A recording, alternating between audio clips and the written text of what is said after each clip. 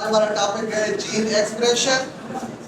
Gene expression को protein synthesis भी कहते हैं, क्योंकि जीन अपने आप को जो एक्सप्रेस करता है that is in the form of protein, वो प्रोटीन के फॉर्म में होता है, तो इसलिए इसको प्रोटीन सिंथेसिस कहते हैं। और इसके अलावा इसको बोलते हैं यूटिलाइजेशन ऑफ जेनेटिक इंफॉर्मेशन, क्योंकि इसके अंदर जो डीएनए में जो इंफॉर्मेशन होती है या जीन के अंदर जो इंफॉर्मेशन होती है वो यूटिलाइज होती है, जिससे क्या होता है फाइनल प्रोडक्ट बनती है, प्रोटीन बनता है। तो इस तरीके से आए इसके बारे में पढ़ते हैं। जीन एक्सप्रेशन होता क्या है? Information present in gene to produce functional product. Gene के अंदर जो इंफॉर्मेशन होती है वो इस्तेमाल होती है और उससे हम हासिल करते हैं क्या सेल के अंदर पैदा होता है क्या फंक्शनल प्रोडक्ट। वो किस फॉर्म में होता है? प्रोटीन के फॉर्म में या एंजाइम के फॉर्म में। ओके, प्रोटीन के फॉर्म में या एंजाइम के फॉर्म में। उसके बाद नेक्स्ट इस पे है central dogma. Central dogma is a unidirectional flow. ये एक मैकेनिज्म है, यूनिडायरेक्शनल फ्लो ऑफ इंफॉर्मेशन। क्या होता है इसमें? Flow of information from DNA to RNA to make protein. यहाँ पे देखिए ये मैकेनिज्म बना हुआ है, इसके अंदर ये क्या है? ये है डीएनए। डीएनए से बनता है एमआरएनए। जब ये एमआरएनए बनता है तो इस प्रोसेस को बोलते हैं ट्रांसक्रिप्शन। क्या बोलते हैं? ट्रांसक्रिप्शन होती है तो क्या बनता है? एमआरएनए। फिर डीएनए अपनी इंफॉर्मेशन एमआरएनए के अंदर डाल देता है और फिर एमआरएनए आगे फर्दर क्या करता है? ट्रांसलेशन। ट्रांसलेशन, ठीक है। ये ट्रांसलेशन होगी तो फाइनल क्या बनेगा? इसको बोलते हैं polypeptide.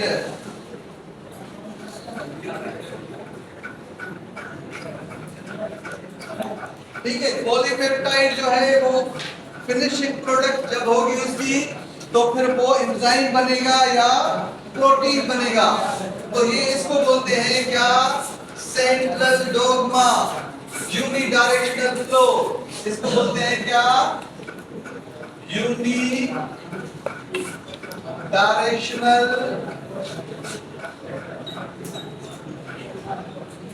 Flow of information.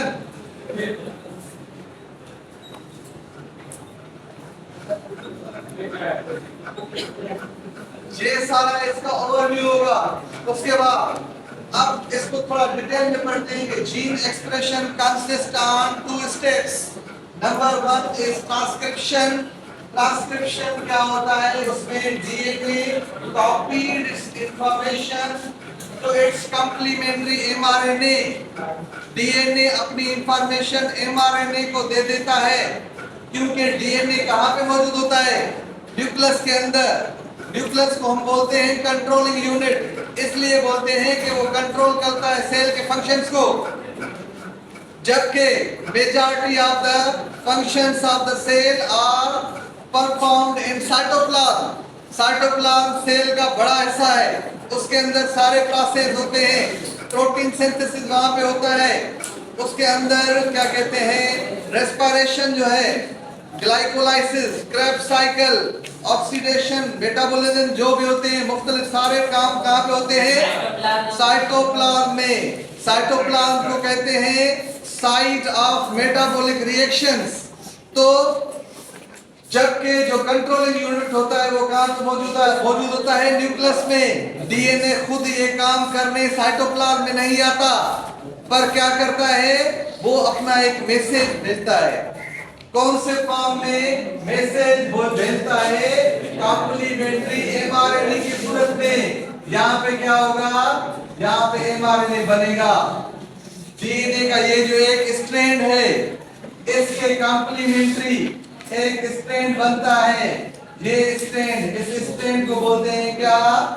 mRNA, ये क्या है? mRNA, messenger RNA. ओके, तो मैसेंजर आरएनए वो सीक्रेट मैसेज डीएनए से लेके कहां पे आता है? साइटोप्लाज्म में। ओके, साइटोप्लाज्म में आता है तो फर्दर उसको जो है फिर प्रोसेस किया जाता है। अब नेक्स्ट स्टेप क्या होगा? अब ये जो है मैसेंजर आरएनए साइटोप्लाज्म में आ गया, मैसेंजर आरएनए साइटोप्लाज्म में आ गया।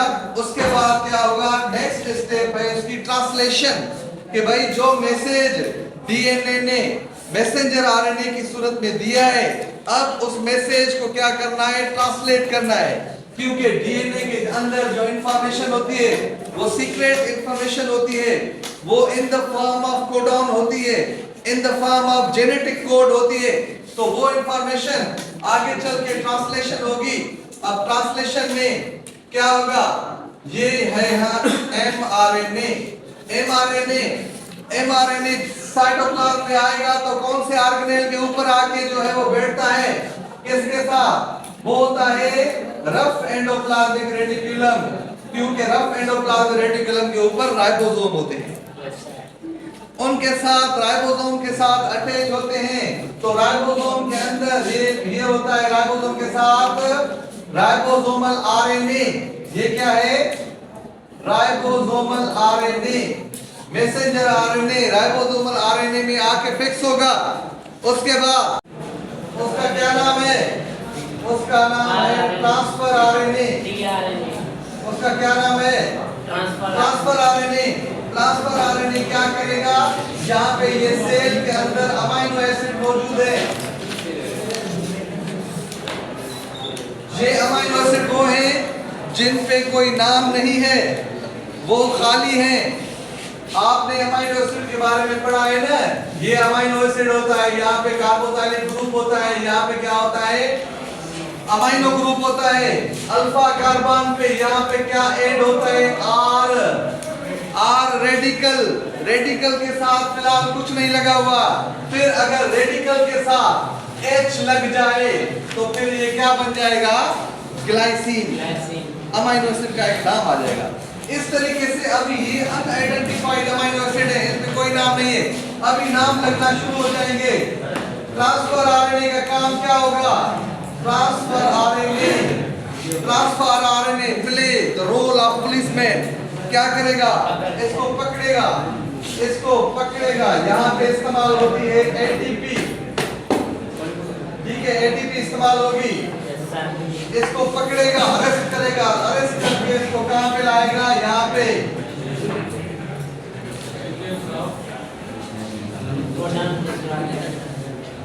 पे लाएगा, ठीक है। यहाँ पे ये ट्रिपलेट बेस होंगे, यहाँ पे ये भी ट्रिपलेट बेस है। तो इस तरीके से यहाँ पे वो इंफॉर्मेशन जो होगी, सीक्रेट इंफॉर्मेशन, ये तीनों आरएनए मिलके क्या करेंगे? ट्रांसलेशन करेंगे उस सीक्रेट इंफॉर्मेशन की। तो पहला जो अमीनो एसिड बनेगा उसका नाम होगा मीथियोनाइन। पहला अमीनो एसिड मीथियोनाइन। उसके बाद दूसरे अमीनो एसिड बनते जाएंगे, सेराइन बनेगा, वेलाइन बनेगा, ग्लूटामिक एसिड बनेगा, एस्पार्टिक एसिड बनेगा, फिनाइल एलेनाइन बनेगा। बहुत सारे अमीनो एसिड हैं। कितने हैं टोटल? 20 अमीनो एसिड है। कितने हैं? 20 अमीनो एसिड। 20 अमीनो एसिड्स में 10 जो है वो है असेंशियल, 10 है non essential.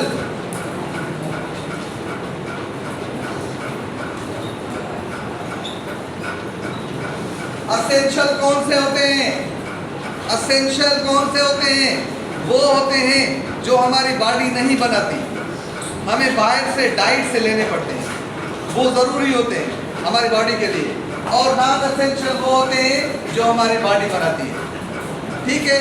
20 type of amino acids होते हैं। तो इस तरीके से अमीनो एसिड बनते जाएंगे। एक ट्रांसफर आरएनए आएगा, यहाँ पे जो है वो कोडिंग करेगा, कोडिंग में ट्रांसलेशन होगी, ट्रांसलेशन होगी तो फिर क्या होगा? एक अमीनो एसिड बना, फिर दूसरा बनेगा, फिर तीसरा बनेगा, चौथा बनेगा, पांचवा बनेगा। इस तरीके से क्या बन गया? Polypeptide chain. हाँ, यहाँ पे क्या लिखा है ट्रांसलेशन में? The information in mRNA is converted into sequence of amino acid। Amino acid की सीक्वेंस में बन जाएंगे। ठीक है, इस तरीके से एक पॉलीपेप्टाइड चेन जो है वो बन जाएगी। तो ये आगे चल के फिर फिनिशिंग प्रोडक्ट होगी। रफ एंडोप्लाज्म रेटिकुलम पे प्रोटीन सिंथेसिस हुई, उसके बाद फिनिशिंग कौन करता है इसको? Golgi body. गोल्गी बॉडी के अंदर वो प्रोटीन जाएंगे और वो प्रोटीन फाइनली गोल्गी बॉडी से जब निकलते हैं तो वो एंजाइम बन के निकलते हैं, कोई हार्मोन बन के निकलते हैं और कुछ जो है वो एज ए प्रोटीन वर्क करते हैं। ठीक है, तो इस तरीके से ये स्टेप्स हैं जीन एक्सप्रेशन में। ये एक ऐसे समझें कि एक ब्रीफ डिस्क्रिप्शन है। ठीक है, नेक्स्ट टॉपिक जो हमारा होगा वो होगा जेनेटिक कोड। जेनेटिक कोड जब पढ़ेंगे उसके बाद फिर इस जीन एक्सप्रेशन को, ट्रांसक्रिप्शन को डिटेल में पढ़ेंगे। ये आपके जहन में जो है ये चीज़ होनी चाहिए कि ओवरऑल जो है जीन एक्सप्रेशन होता क्या है। ठीक है, अंडरस्टैंड? Yes sir. आ गई बात? Yes sir.